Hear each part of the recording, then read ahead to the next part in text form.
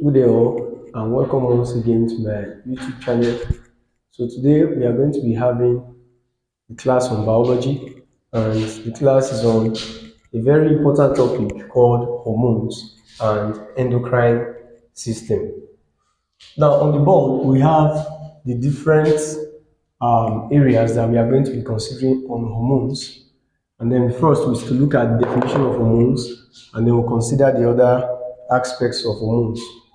Okay, then firstly, we need to understand what hormones are.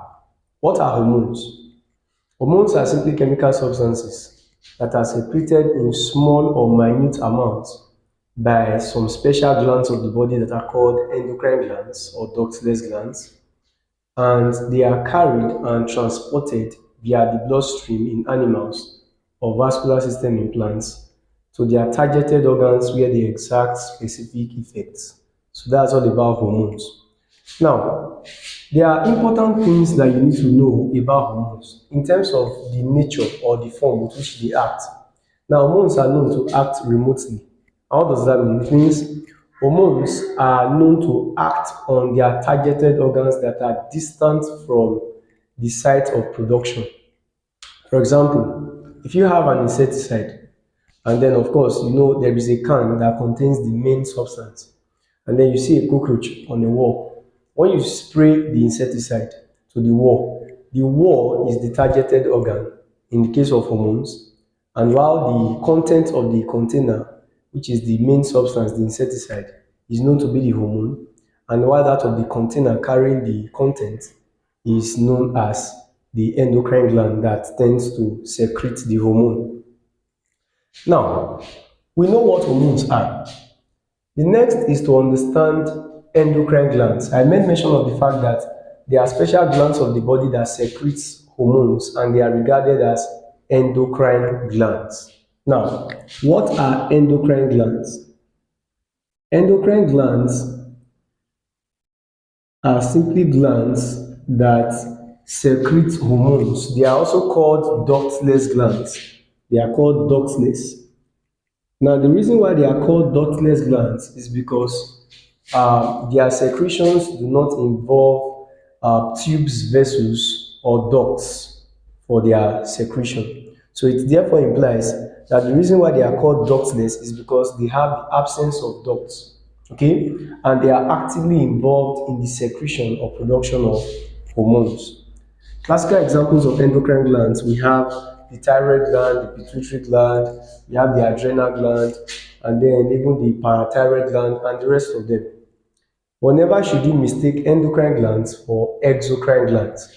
When we talk about exocrine glands, we are simply referring to glands that do not secrete hormones, but rather they secrete other chemical substances. Now we have classical examples of exocrine glands. Exocrine glands, we have the salivary gland, we have the sweat gland, we have the sebaceous gland, and we have quite a number, even the mammary gland as well. Okay, so our main focus on this lesson will be on the endocrine glands. Now, looking at the image on the board, we have the different endocrine glands from the top region of the body to the bottom. And the first here is the hypothalamus. So we have the hypothalamus, then we also have the pituitary gland, then we also have the pineal gland, and then that's on the head region, that's the brain region. And then in the neck region, we have a butterfly-shaped gland that is called the thyroid gland. And then we also have four small bodies that are attached to the thyroid gland, and they are called the parathyroid glands. Okay, those ones are present in the neck region. Then coming down, we have on top of each kidneys, we have the adrenal glands. So these ones are regarded as adrenal glands. Then just in between the kidney, we have the pancreas. So we have the pancreatic gland, of course, and then we also have these dots here that are the lower region. For the males, we have the male gonads and the female gonads. because the male gonads are considered to be called testes, then while the female gonads are considered to be called the ovaries.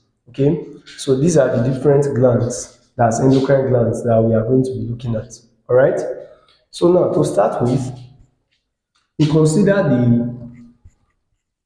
the hypothalamus. Now looking at the hypothalamus,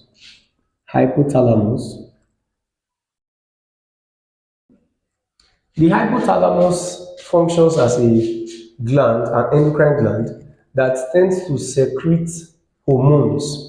And meanwhile, the hormones that are being secreted by the hypothalamus influences the activities of other hormones that are secreted, most especially from the pituitary gland, more specifically the anterior pituitary gland. I'm going to explain all that.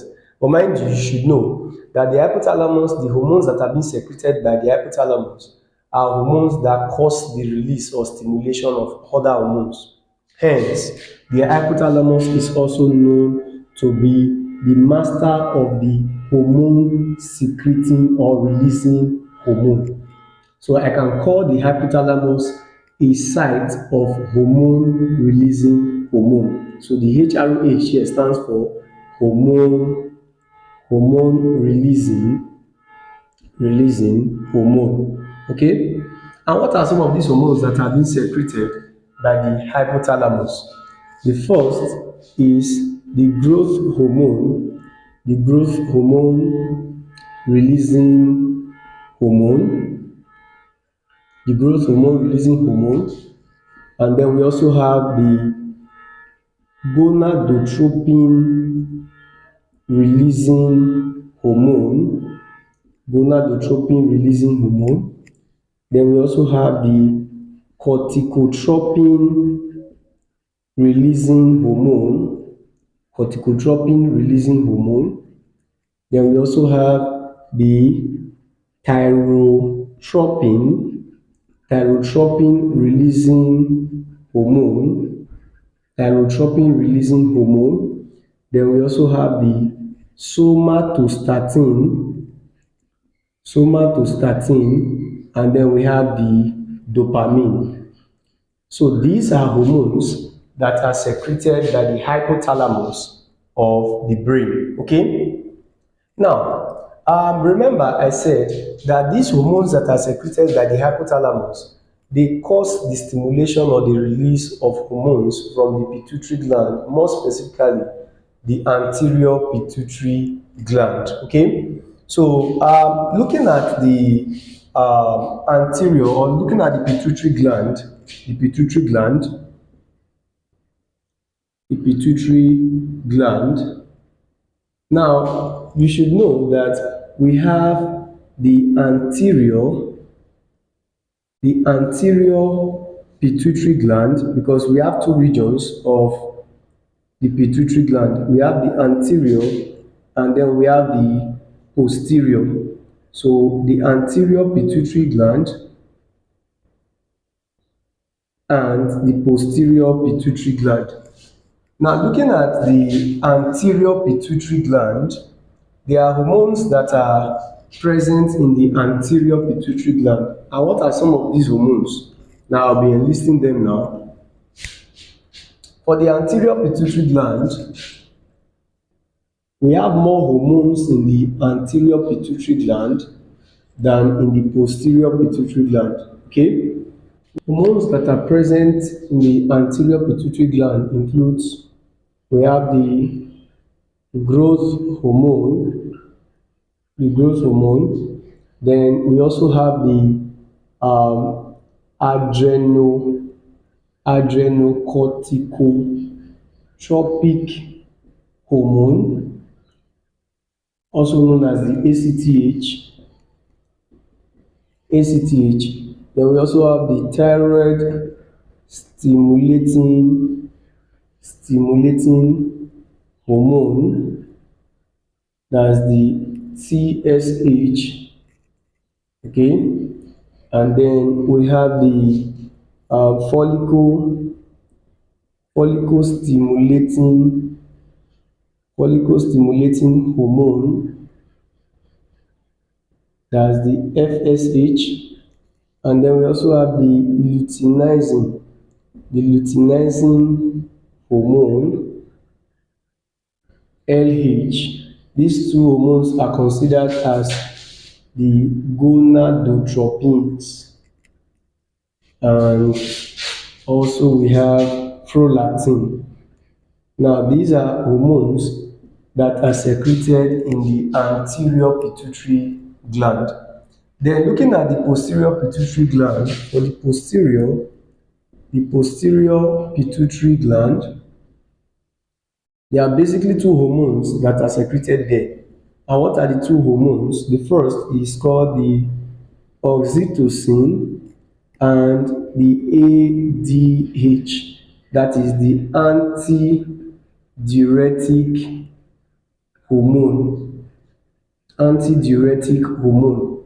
You can also refer to the ADH as vasopressin.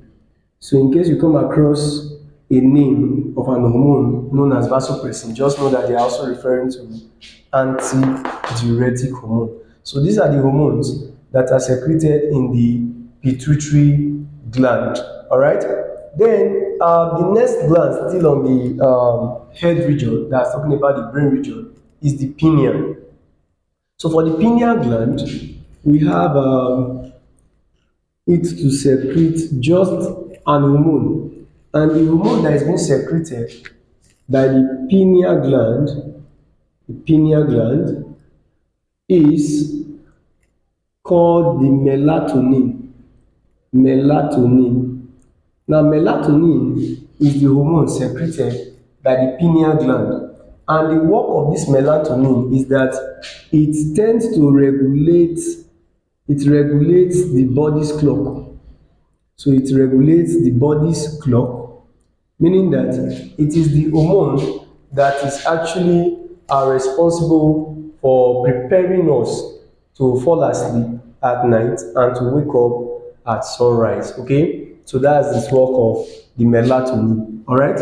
Then moving on to the next, we are done with the endocrine glands present in the brain. So we are done with the first two. So the next is the pituitary gland. So we are basically going to focus on the pituitary gland, looking at the different hormones that are secreted by the pituitary gland. So you have to be very attentive now, okay? Now, let's consider the pituitary gland.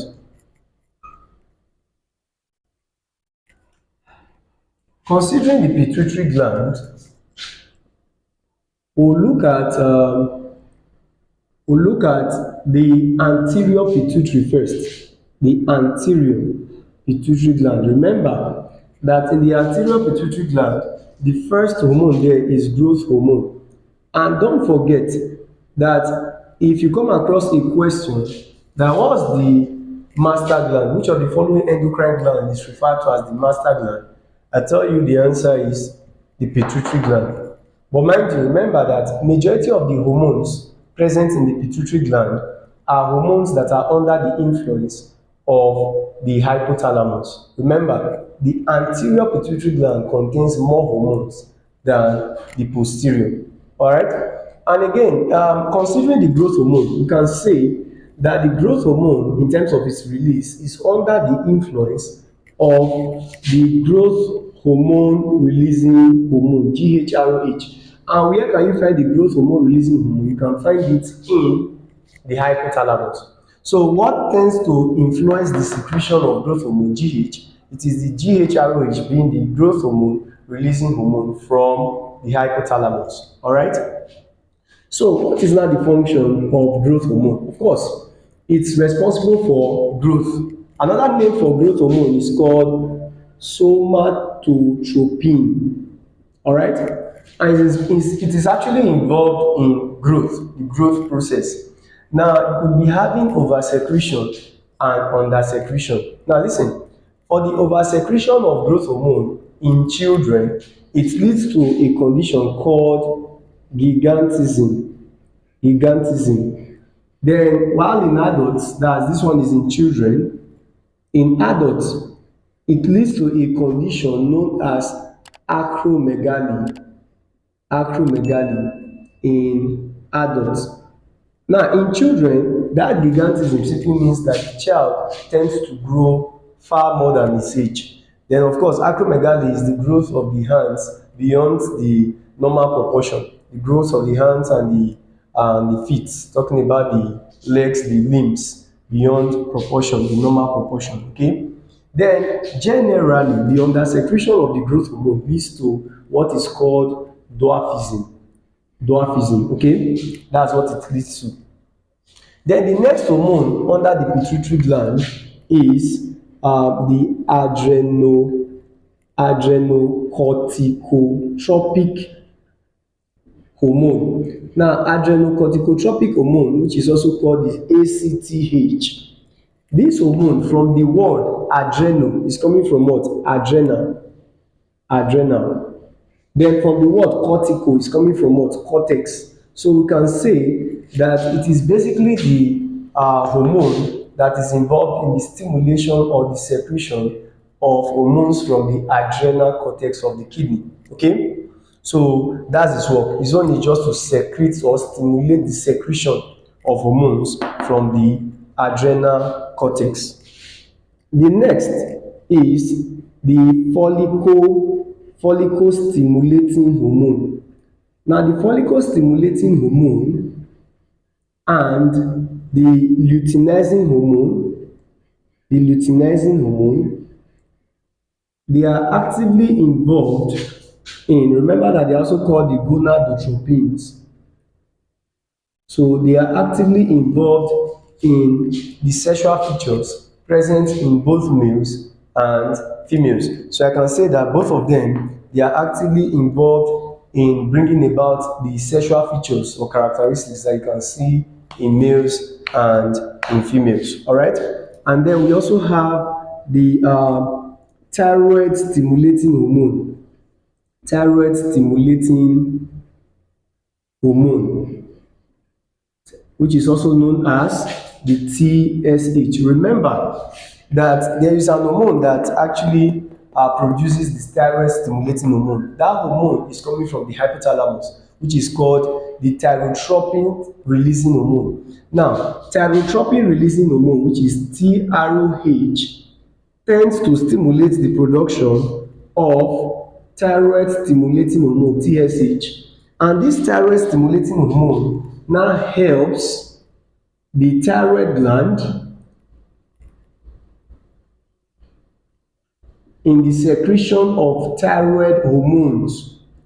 Okay, so you see the trend, meaning it is the TROH being the thyrotropin stimulating hormone, or thyrotropin stimulating or releasing hormone rather, coming from the hypothalamus, that tends to stimulate this thyroid stimulating hormone in order to activate the thyroid gland in the secretion of thyroid hormones. And the thyroid hormones are two. We have the T3 and we have the T4 hormones. All right.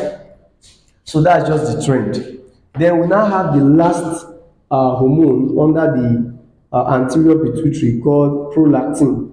Now, prolactin, from the word pro means for, and the word lactin means lactate, and it loosely translates to milk production. So I can say that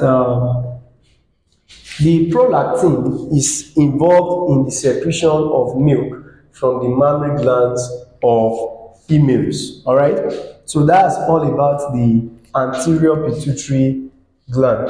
Then in the case of the posterior pituitary gland, we have two hormones there, don't forget. And the two hormones are the oxytocin. So for the posterior, we have the oxytocin, and as well as the ADH, which is antidiuretic hormone. Now, looking at oxytocin, in case you come across a question and then they are like, which of the following hormone is called love hormone, or is also referred to as love hormone? I tell you the answer is oxytocin. This is also called love hormone. Now, what is the function of oxytocin? Now, oxytocin helps in the contraction of the uterus or the womb during delivery. And again, not only that, it also assists in the opening of the nipples during breastfeeding. So I can say it also fosters the love or the bond between the mother and the child or the baby. All right. So that's the work of oxytocin. Then the next is ADH, antidiuretic hormone, also called what? Vasopressin. Now, this hormone is actively involved in urine formation. Let me explain. The word anti stands for against. Then this word diuretic is coming from the word diuresis, which is urination. So I can say this one means urination. So we can say that ADH is an hormone that is against urination. Remember that for urine to be formed, the main constituent of urine is water. So this is the twist. Now, if this hormone is secreted in large amount, it goes against urination in that it tends to increase the reabsorption of water into the body by the kidney tubules. And when this happens, there will be swelling of the body, which is also called dropsy or edema. But the undersecretion of this hormone would tend to increase the loss of water from the body, and that process is called dehydration. So undersecretion of ADH leads to dehydration of the body, meaning that there will be an increased production of urine, that more water will be lost from the body. But when this one is produced in excess, meaning oversecretion of it, it goes against urination, meaning that more water will be reabsorbed by the body, or into the body by the kidney tubules. All right. So that is the work of ADH. So that's all about the anterior and the posterior pituitary gland. So we are done with this. The next is the thyroid and the parathyroid hormones. Let's consider what takes place in the thyroid gland as well as the parathyroid gland.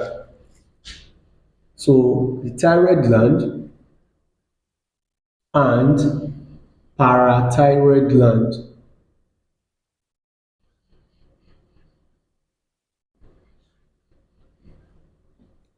All right. To start with, we are going to look at the thyroid gland first. Remember that the thyroid gland is simply a butterfly-shaped gland that is present in the neck region, and its work is to secrete two hormones. And what are the two hormones that are secreted by the thyroid gland? We have the T3 and the T4. Now, the T3 hormone is also called triiodothyronine. Then while the T4 is also called thyroxine. Okay? Now, these two hormones, they function or they work hand in hand in bringing about the same effect. Now, these two hormones, they are actively involved in bringing about the regulation of body's metabolism as well as growth. Now, when there is oversecretion of the thyroid hormone, it leads to a condition called hyperthyroidism. And some of the symptoms or signs of hyperthyroidism is that one, there will be an increase in body's metabolism. There will be an increase in body's metabolism. That's one. And secondly, you know that normally if there is an increase in the body's metabolism when much food is consumed, what you would want to see in such a person is that the person tends to gain weight. But in this case, since there is increase in the body's metabolism, the person experiences loss of weight. So there will be weight loss. And not only that, it can also lead to excessive growth of tissues behind the eyes, thus causing a condition known as exophthalmos. Okay, that's the bulging of the eyes. So you have bulgy eyes. That's a sign.